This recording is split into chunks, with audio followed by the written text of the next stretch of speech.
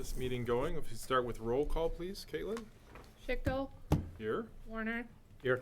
Henza, Here. Theobald, Here. Brown, here, Hamner, Here. Solomon, Here. Tesha, Here. Swiger, Johnson. Here. Thank you, Caitlin. Section 2, approval of the agenda. If I could have motion and support for approval, please. So moved.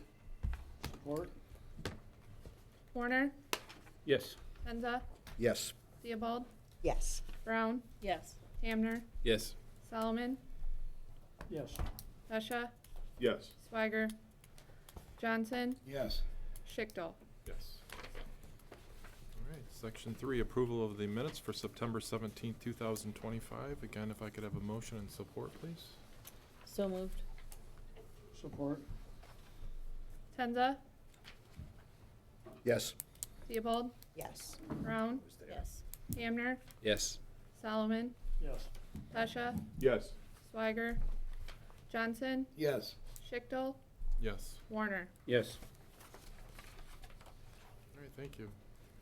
Section 4 is public comment, and this is a session with no open dialogue. You may address the board with your comments, and each person has 3 minutes.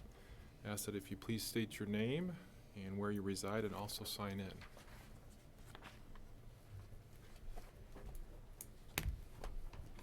Good morning. My name is Art Stevens, and I live here in Cadillac. And I just wanted to check on a couple things. I did read the article in the paper yesterday, and I had attended some of the meetings over the past year where this conversation came up about the 4 or 5 years that the testing wasn't done. One of the things I've noticed on those meetings, and by the way, I have not attended them all, so I may have missed, but what I read in the article in the paper as well as the meetings I went to, 100% of that responsibility is on the contractor or that firm that the gentleman passed away in the EPA. And so I had a couple questions on that about moving forward on that. And one of those is if there was a contract with, I don't know if it was a gentleman or a firm, I think that's something that it would be interesting for the board to look at, because if we were paying them, it sounds like it went on 5 years and we didn't know the gentleman passed away. But if we were paying for that contract and paying for that service, is that something we ever talked to them about to get the funds back if they were billing for the testing to be done, if that was part of the contract or if it was a multi-topic contract? But did they take that into account? Have you seen the contract that they had? Was it a firm? And were we just paying them a monthly amount or such? But 5 years without the testing, how much did that cost? And did we ever get those funds back? Secondly, I had a conversation with the lady from the EPA that did take over. Her view a little bit is some of that isn't all on the EPA and the contractor. And I don't want to put words in mouth that, but possibly the city should have been aware of that over those years as well. So a couple of questions that I had is, how do you go forward? I do believe that the board should be aware of this, and over those years, had they been told that the tests were not being done, that the board could have made some action. But at some point, how do you get a structure in place so that there's an understanding of that passing it on to the LDFA, and then also taking some responsibility? I know if I don't go to a doctor for 5 years on a physical, I can only blame the doctor and insurance company so long for not doing that.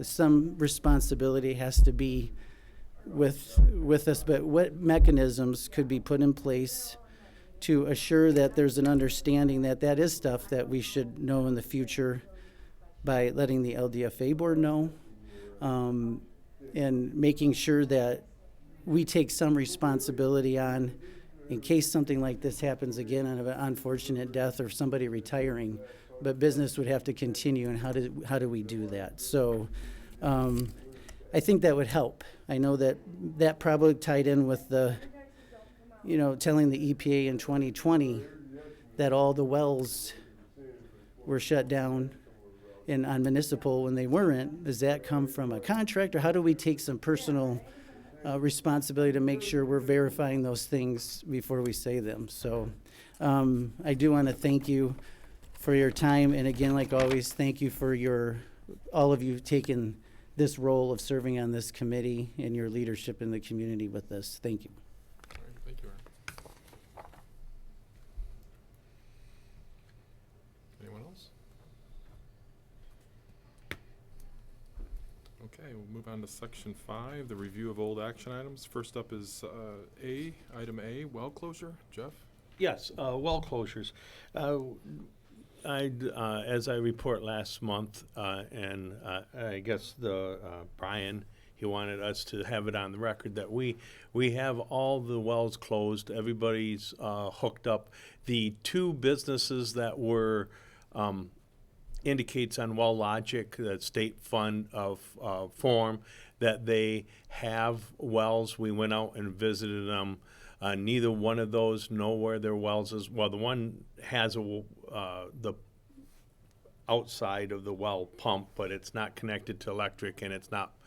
They have a new panel and it cannot run at all. They don't know where their well is, and the other one has no knowledge of the well. So, as far as we can't make them search around for wells that they don't know exist or where they're at. So, we do believe we are in full compliance with the ordinance now, that there is no wells out there that exist in the area. So Brian wanted that on the record. So, we'll keep after them, see if they can find those wells, but we can't, they're not going to take time off of their schedule of work to look for something they don't know where it's at. So they're not using it. It's not connected.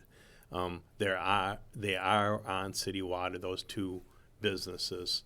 So, if they have a well that they don't know where it's at, they don't know where it's at. So we do believe we're in compliance with the ordinance now. So.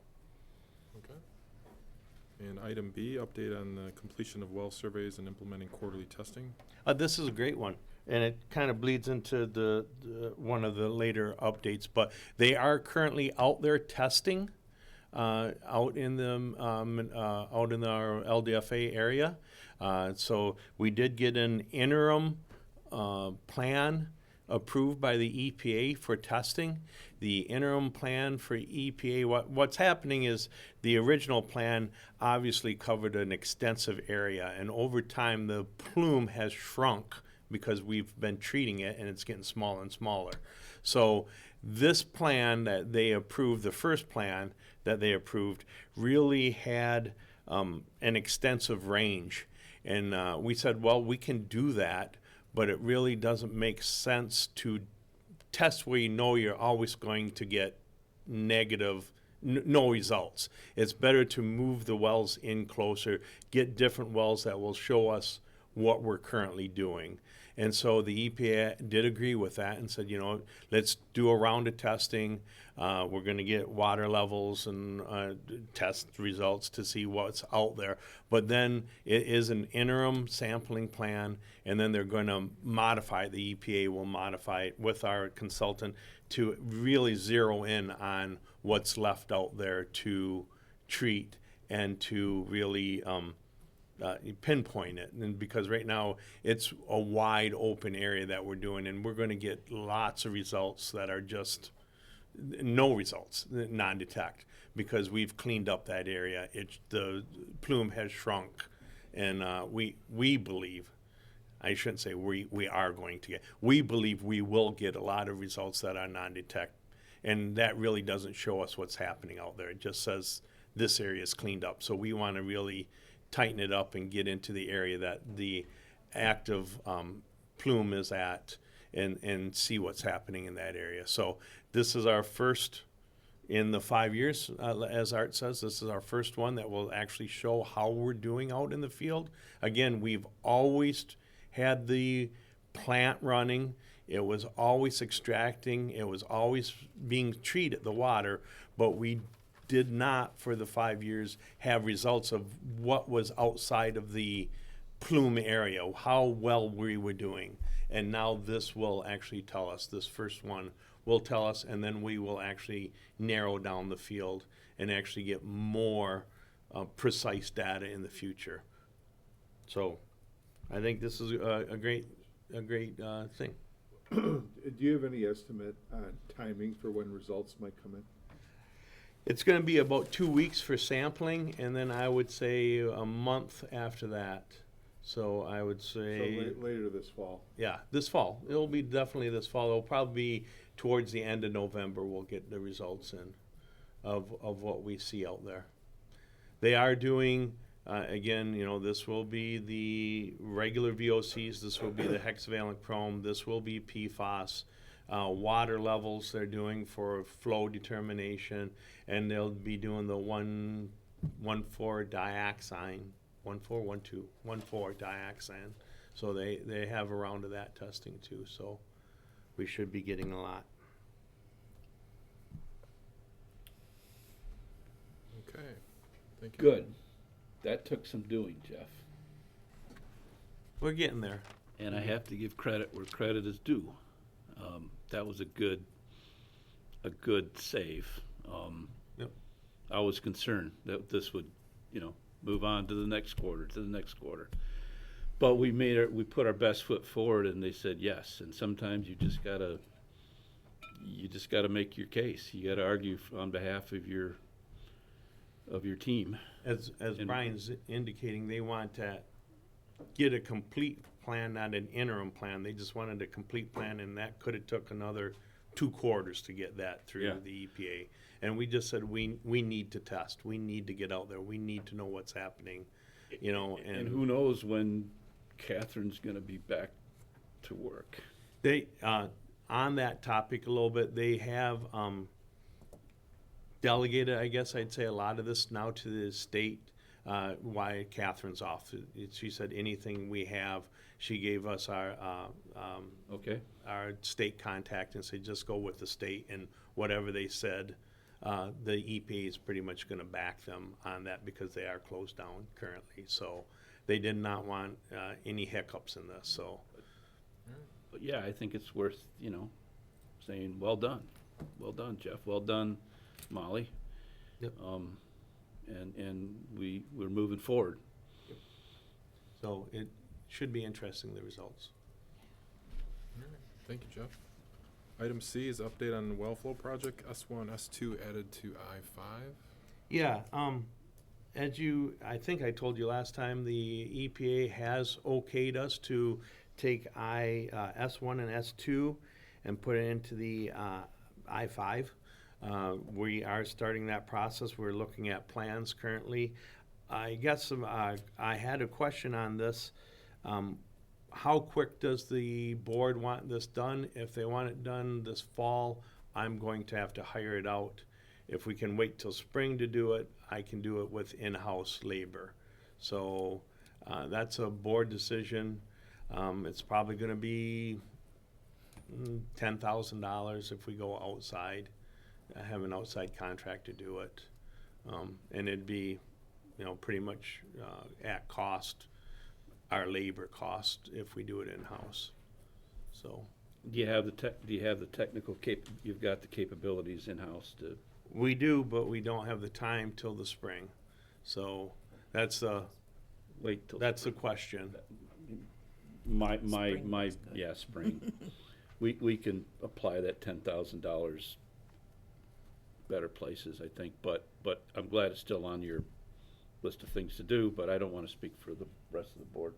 Any other discussions? I know that both those wells we're adding are very low volume gallons per minute. Yep. The I-5 obviously was the issue, and that's why it's solved. Anybody else have any comments? I agree with you, Brian. But the water's still flowing, that's still. I-5 carbon, the water, the well I-5 is still flowing through the carbon. Yes. I mean, honestly, a part of this, a big part of this was a test to see does this really work, and for setting up bigger, maybe other treatment. So it can wait. In my mind. My thought would be if if labor frees up and we can do it sooner than spring, then please be proactive. Appreciate that. So when you say spring, what month are you planning on turning dirt on this? We have probably March or April. Probably April would be it. May we'd be hauling biosolids at the wastewater plant, so my labor would be over there and starting to do the outside maintenance. So April would be the optimal month to do it. All right, thank you, Jeff.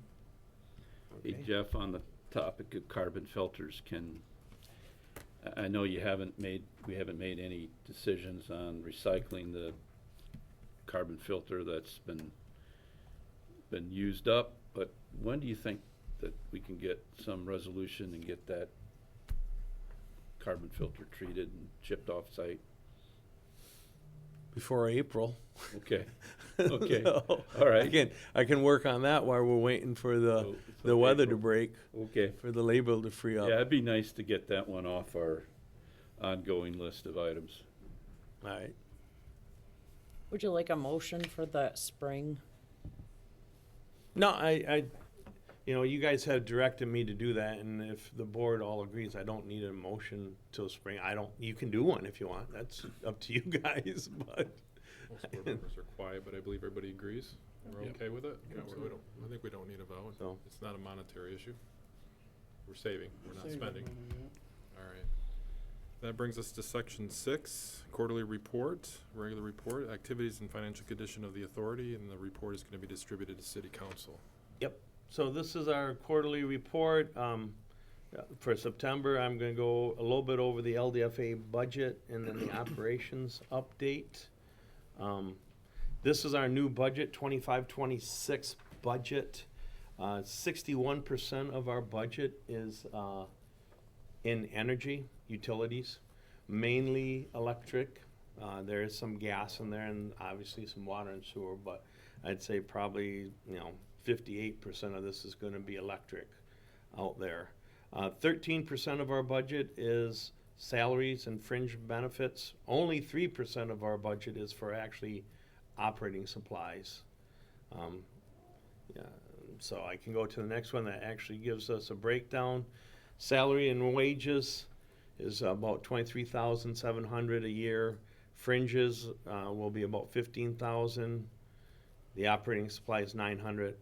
Chemicals, I just leave a line for chemicals in there. We really don't use a lot there, but it is a line we do fund. Our audit, legal and contractual services. That's more contractual service than legal. I think the city now picks up the legal for us.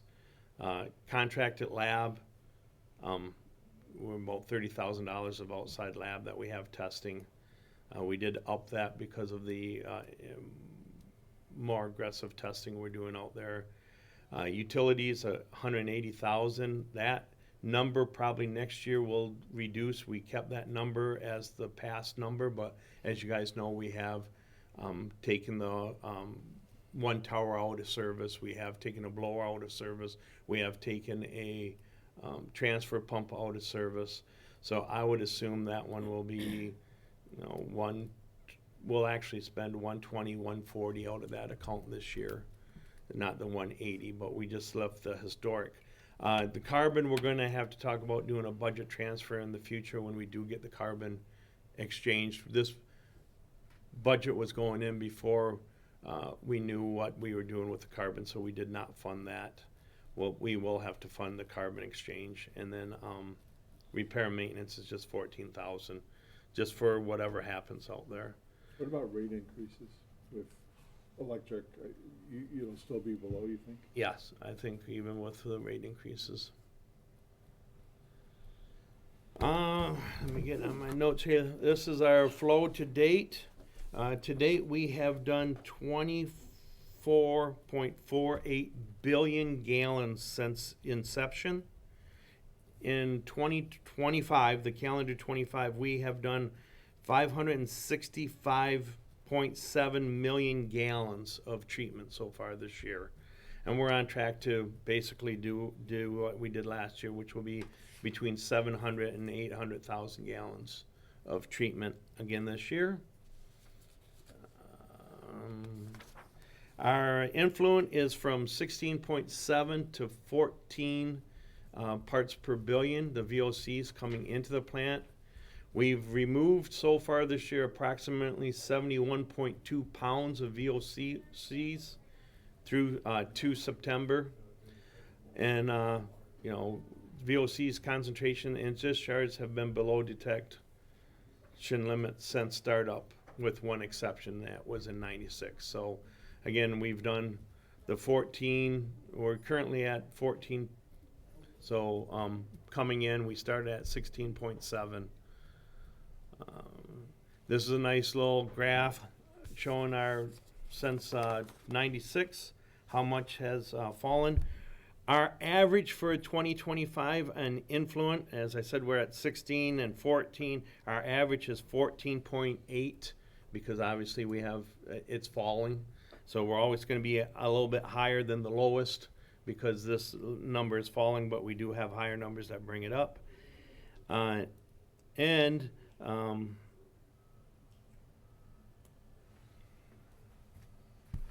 I'm sorry. Yeah, 15.1 was that number. I said 14.8. 14.0 is coming in. 15.1 is our average for the year to date. So of our VOCs coming into our plant. And for poundage, since inception, we have removed 4,581 pounds, or in 1997, we removed 4,581 pounds of VOCs. To date, our system has removed 36,571 pounds has been removed to date. Since January of 2025 till now, we've removed 71.2 pounds. In the month of September, you know, if we break it down to months, we only remove 6.9 pounds. So every month we're removing less and less because less and less is coming in, and which is, again, a great thing. You know, it's showing that our treatment system is working. It's showing that we are cleaning up the environment. And that's the short little report there. That's year to date and inception to date.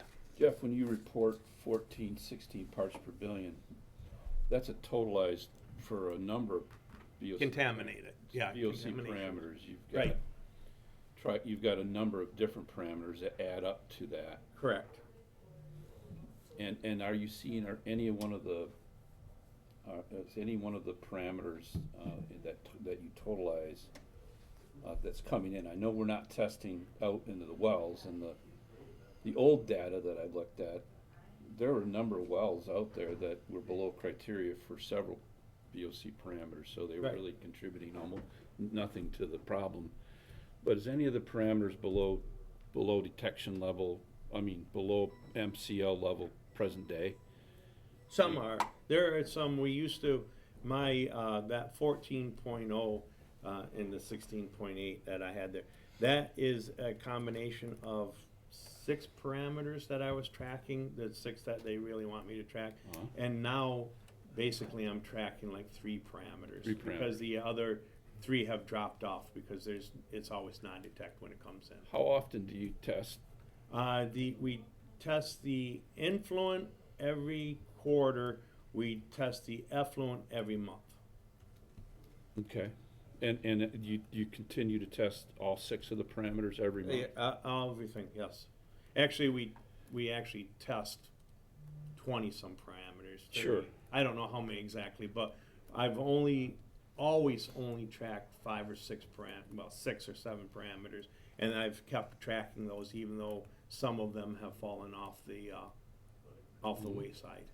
I mean, is there an argument to be made that, I mean, we're coming up on a new cycle for an NPDES permit, right? Mm-hmm. I mean, is there an argument to be made that, I mean, I wouldn't recommend that you stop testing altogether, but instead of monthly or quarterly, go to something for those parameters that have been non-detect. I mean, if you've got a series of a dozen, 2 dozen, 3 dozen non-detects, if we could save a few nickels by going to a less frequent. I don't think it'd save us anything. They put in the mass spec and they run it and it will spit out the answer for 30 parameters. And Okay. we can say, give us 6, Okay. and they'd only send us the 6. Okay, so it's not gonna a, be it's the not, same. all right, You know? okay, it's not an individualized test. No, it's, It's a, yeah, okay, 81, it's a 80/21 VOC test that gives you all of them. yeah, Okay, it's a scan. Okay. So, you know, all in one. I'd rather get them all just Yeah, to know yeah. that we keep getting non-detects. Yeah, I But- agree. It's nice to throw up, keep throwing up points on the board. I agree. Yeah, and then, you know, the big one is if we shut down northern air plating, we'll get the chromium and we won't have to do chromium anymore. Yes. Because we're still doing chromium and that always shows non-detect, and so if the EPA comes around and says that That's what's, Superfund site can be closed down, Yeah. then we can save some money on testing, but the VOCs, it's just, like you said, it's a scan. yep. Jeff, I- Thanks. are all these VOCs man-made or some of them naturally occurring anyway? Do we know? I think they're all man-made. They are man-made? Okay. What we're looking for.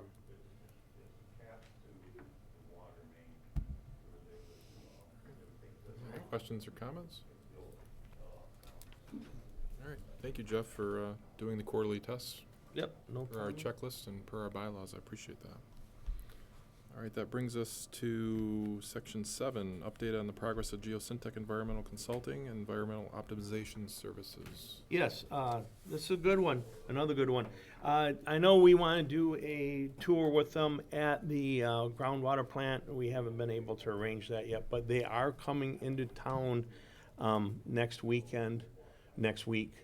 towards, I think it's Friday, they're coming in just to get some more data and start their process. So they've been waiting on the quarterly testing, which now we got the quarterly testing going.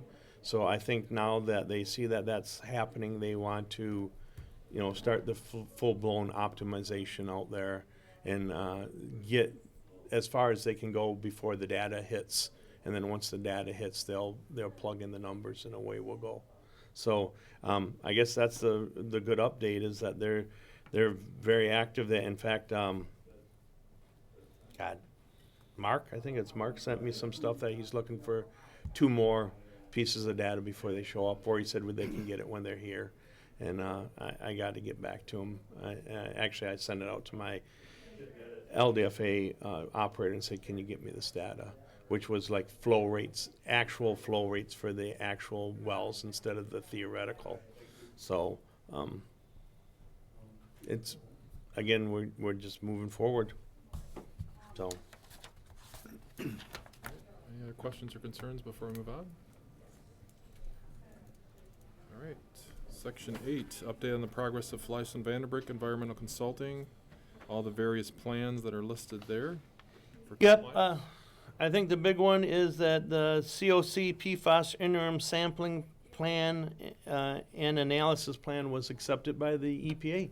That's the big one, and that's why we're out sampling, is that the interim plan, we made the argument that the board fully supported that we get out there and we ask them just to sample. We'll do whatever, let us sample, please let us sample. We want to sample, and the EPA said, yes, go out and sample. You don't have to wait for the completed plan for all the I's to be dotted and the T's to be crossed. Let's get out there and sample.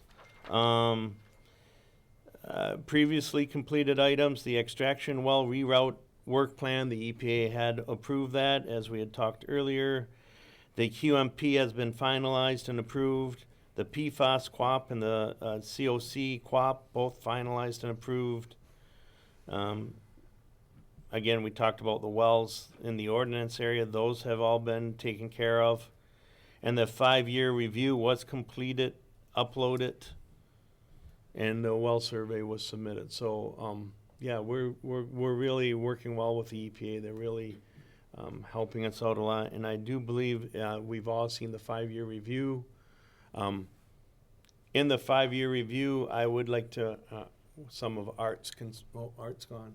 Some of his concerns, the EPA, if you read the 5-year review, they totally did not take any blame for anything in the 5-year review.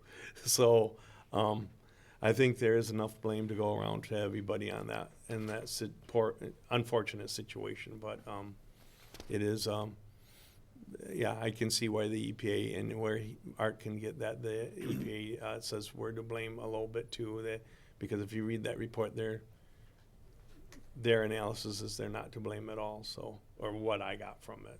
So, All right. Thank you, Jeff.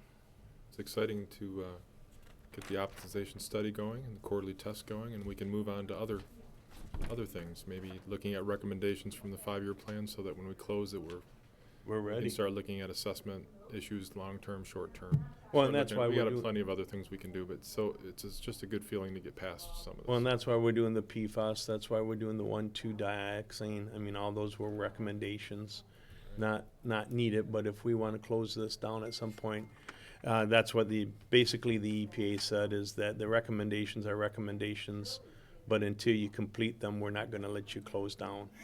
But they're not going to give you a date of when you need to complete them. So, All right, thank you for your work on that. Yep.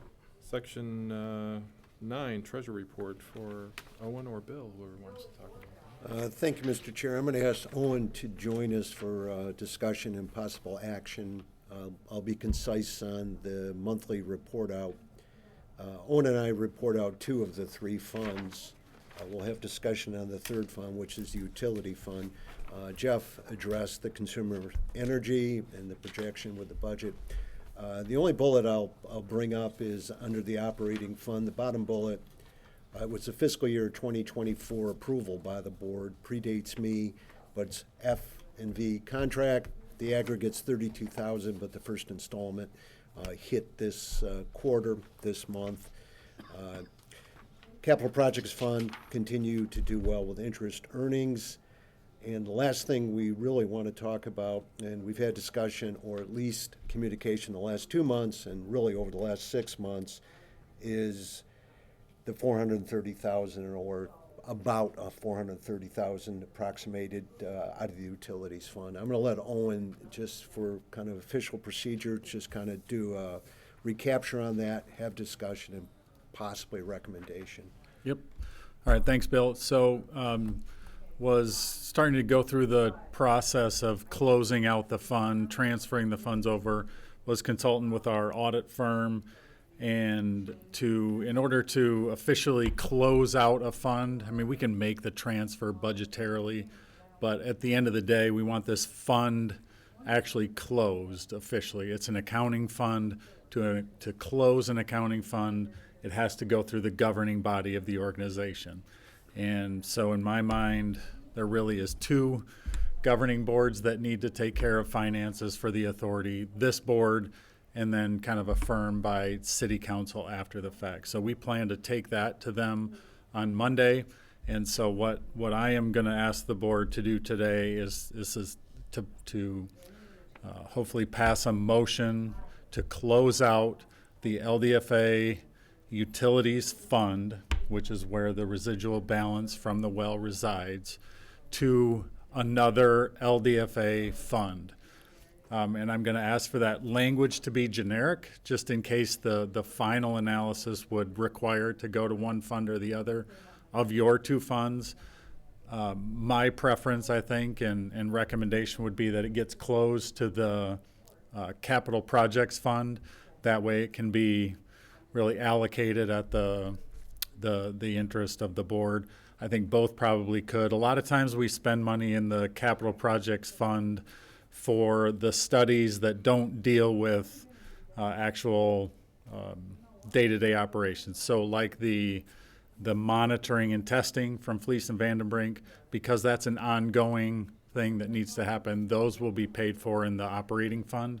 But the other things like development of the plans, the optimization study, those come out of the Capital Projects Fund. So I think these funds should start in that fund. Then if they're needed operationally, we can include them in a future transfer between those 2 remaining funds. So I don't want to talk you into confusion with some of those technical or accounting terms, I guess. But my recommendation, end of the day, is to pass a motion authorizing the closure of the LDFA Utilities Fund into another fund of the LDFA. And that, again, that transfer should be in the area of $430,000. All right, thank you, Owen. And Yeah, with that- happy to answer any further questions or help with, I guess, the language of the motion if you need. I would make that motion to transfer the approximate 430,000 from the utility funds of the LDFA and close that account and transfer that to the capital project fund. Or LDFA. Another fund of the LDFA, if you don't mind, yep. Yep, otherwise I think that's fine. Well, is there any difference in the interest rates of the funds? Nope, it's all kind of pooled together. Yep, good question. And this wouldn't affect our, these dollars, these transfer dollars are not gonna affect our 50/50 contribution. No, if you remember, that's kind of not relevant anymore because of we're not capturing the taxes of the power plant anymore. That 50/50 was really only to, if you wanted to continue to capture taxes from the power plant. That made that power plant eligible property for tax capture. That requirement was attached to that function. Yes. Okay. Yep. When there was debt initially on the fund, and there's no debt. Everything's paid off. When the debt rolled off, there was no more capture from the power plant. Thank you for reminding me that. No problem. Any other questions? Support on that motion? Can we reread the motion? It was adjusted a couple times. Sure, I believe it's a motion to close out the utilities fund to another LDFA fund. Yep. In simplest terms, that would be it. Yep. Okay, thank you. With that being said, do we have support on that motion? I'll support that. Do we have a vote, Caitlin? Brown, Yes. Hamner, Yes. Solomon, Yes. Pesha, Yes. Schweiger, Johnson, Yes. Schichtel, Yes. Warner, Yes. Penza, Yes. Theobald. Yes. Thank you, Owen. Bill, did you have anything more you need No, to discuss? I'm good, Mr. Chair. All right. Thank you, Owen. I had a question for Bill, or I don't know who, or maybe Marcus, but the assessment notices and, going out to industry, have we worked any further on that? Or, I know we talked about having to go back to industry for these assessments, and I just hadn't seen anything on the agenda about where that might have gotten to or where we're at with it. Yeah, I don't have an update on that. I think we need to have a better understanding in terms of what the costs are gonna look like. I thought the last time the board had that conversation, we were expecting that the assessments would be at the same level or maybe even less based on the ability to close down like Northern Air as a, for instance, but since all that is still not in limbo, but it's still pending. Still pending. Yeah, Jeff, do you have any update to that? No. Yeah, Nope. so, Okay. it's all still pending based on, There was a misunderstanding of the urgency, and in the meeting you weren't here, there was Okay. not an urgency from some of the committees in the community. That wasn't what their urgency was. They just wanted to have people involved. Gotcha. In long term, it's definitely a goal that we need to start looking into. But I think we had put the quarterly testing and the optimization study ahead of that. Okay. It's definitely on the list. That'll, what we learned from the testing, and do we have 15 wells to operate or 7? Yeah. That'll impact our assessments, and now with this 50/50 rule, that's not over our heads. I think there's some flexibility there, in just how much we have to draw from the assessments. And that's a good discussion to have, and now we have additional $400,000. I'm not saying, we should just dive in and start spending that, but it's drawing interest, and that's another good thing for us. Gives us some options, so. All right, sorry, I missed that in the minutes that, No, but It's good discussion. But that has been communicated to industry, because there was some questions. Like, somebody was supposed to go communicate that very message to industry, so there wasn't urgency happening around something that we didn't. I did communicate that. to Oh, you did, okay. I communicated that to Mr. Mellon. Oh, The okay. CAMA, but Yeah, that perfect. was the limit of my. Yeah, okay. My assignment, but I do think that, I think it's good for us to get a consensus on how do we interact with industry on where we're at. That's that's something, Mike, that, yeah, you're a natural at, I think you and Marcus and others could, and you know, Doug can fill in, but yeah, just, we have nothing new to report, but that doesn't mean we can't have have a dialogue. I guess it goes back to the urgency. I thought we were like at a tipping point where we needed to go do something relatively okay. quick, so I think I'm good. And it was just a misunderstanding, I think, across the board, and I think we solved that with the help from the newspaper as well. Thank you. All right. Just looking at the budget, it looks good. I mean, we're 3 months into the budget, 25%. I don't see anything that's jumping out. I mean, contractual services, we're at 33%, so we're over 25. Obviously, we're gonna have to move some stuff eventually with that 32K, but utilities, we're at 23.5%, so it looks good. Thank you, Bill. That brings us to update on air quality testing. Brian and Jeff, you gonna throw something at that? Yep, I guess this, another one, I was, asked by Brian to, contact the, PFAS people and see if they recommended us doing an air toxic, study on this. I have not heard back from Mike Jerry yet, so I thought I would by now, but I did not. I know last time I talked to him, he did not indicate that we should do an air toxicity study on our air leaving, especially since we had demisters. But Brian wanted, again, a confirmation of that, an email of that, or something from the people at the MPART, I guess, that would say, yeah, don't waste your money on the air toxic study, or, you know, do an air toxic study. But we wanted to get guidance from the people who are supposed to be the experts in whether we should do an air toxic study or not. Our numbers, as Brian has said, where they are doing the air toxicity study for PFAS, their numbers coming into their plants are, what did you say, 10,000, 12,000? Yeah. And ours are, 8, 10, so I'm assuming Mike's going to, when I do hear back from him, is going to say, yeah, you don't need to worry about it. But it is a nice I and T, either to dot or cross, whichever one you want to use. So, and I have not heard back yet from them. The same, if I may segue into number 11, same with the bylaw revision. I did send that late to the lawyers. So that's probably my fault. I sent it late and they have not gotten back to me with those revisions yet, but I'm sure it is coming. But I was probably 2 weeks late in sending it to them. It just got lost on my end. But they do have all your comments, all the everything that we had mentioned.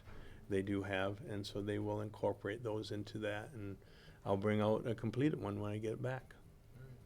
So. That brings us to section 12, public comments with the same rules. Does anybody have a public comment?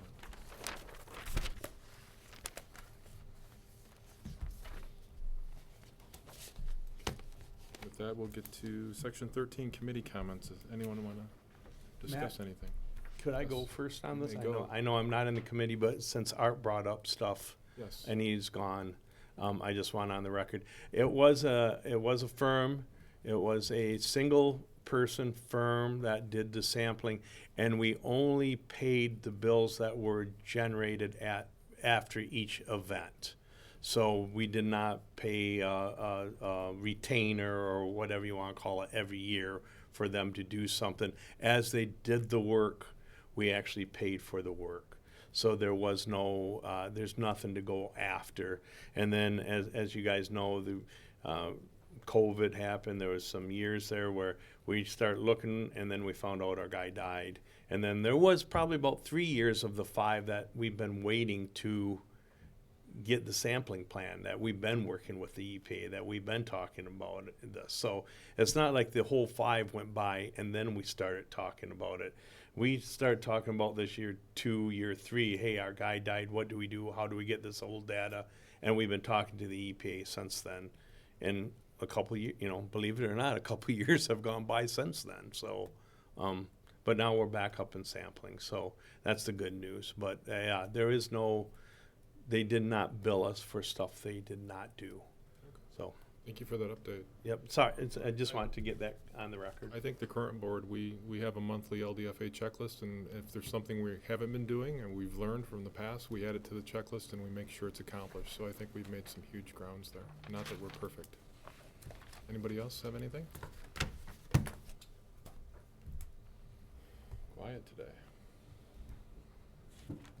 Good. I just had one thing. The LDFA checklist does state for October that we have an annual review to look at the city website for the LDFA to make sure that it's accurate and it has everything on there that we would like. So if everyone on the board could just take a quick look at the city website for the LDFA, make sure everything's there that you, from your skill set, from your knowledge, from your experience, that it's all up to date and it's all accurate. We have a checklist in November for an annual look at the bylaws, and we have a checklist in December for the Open Meetings Act summary. Just a reminder to keep us all abreast of the information. I know I'm still learning, so appreciate your time on that. That's all I have. And Just, yes, sir. if I may, Yeah. for the board, Cadillac-mi.net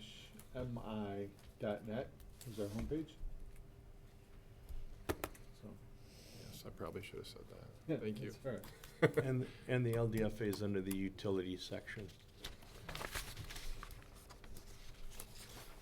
Okay, the date and time for the next LDFA meeting is November 19. And we do have one of our 2 informational meetings prior to that at 10 a.m. So please keep that in mind for your schedules. 10 a.m. informational meeting and 10:30 LDFA. And with that, could I have a motion and support to adjourn?